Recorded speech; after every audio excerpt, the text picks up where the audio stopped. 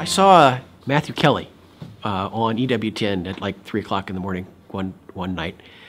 And he was sort of going through the statistics of the Catholic Church, and I may not have them exactly right, but I think he said there's something like 70 million people who will self-identify as Catholic if you ask them.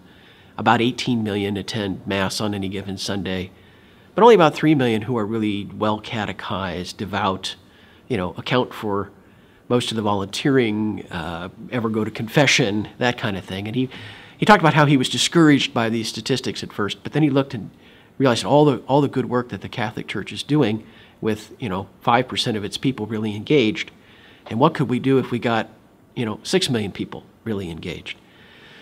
And I got to thinking about that, and the thing is, my reaction to that was, hey, there's still 18 million people in the pews, and there's 2 million kids in Catholic schools. We can get from 3. If we said today we want to have 6 million well-catechized, well-formed, passionate Catholics 10 years from now, that would be a doable thing, and that might change the world. But we've got to speak to people where they are. I keep coming back to that 13-year-old self who refused to make my confirmation, or the 16 or 17-year-old self who walked away. And I was ready to have an adult discussion. I was already steeped in scientific materialism, and I was still being spoken to like I was a child.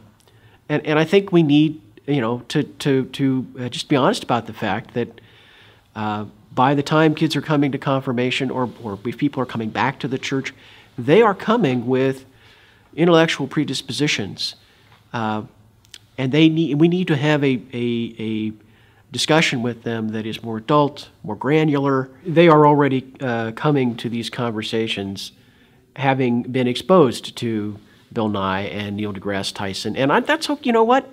I'm not afraid to have a conversation. I'm not saying nobody should. I love science. The church does a lot of science. That's not the problem.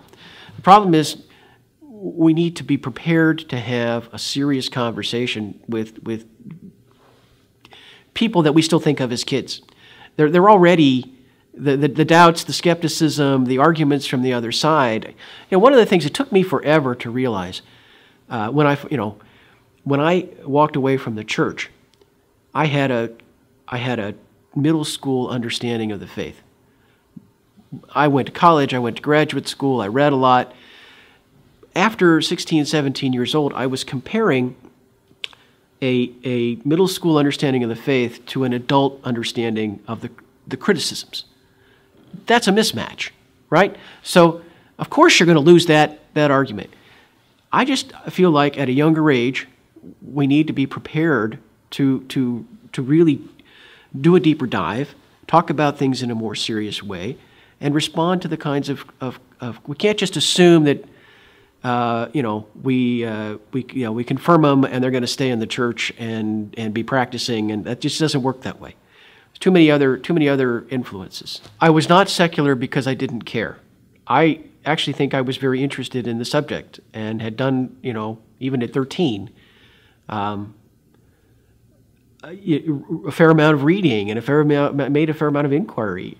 That was the problem. The only place where I got answers, where I got things that were internally consistent and made sense, were criticisms of the faith. I'd read certainly at 16 I was reading Nietzsche, right? So I'm reading Nietzsche at 16. I'm not getting answers from anybody in the church to any of my questions.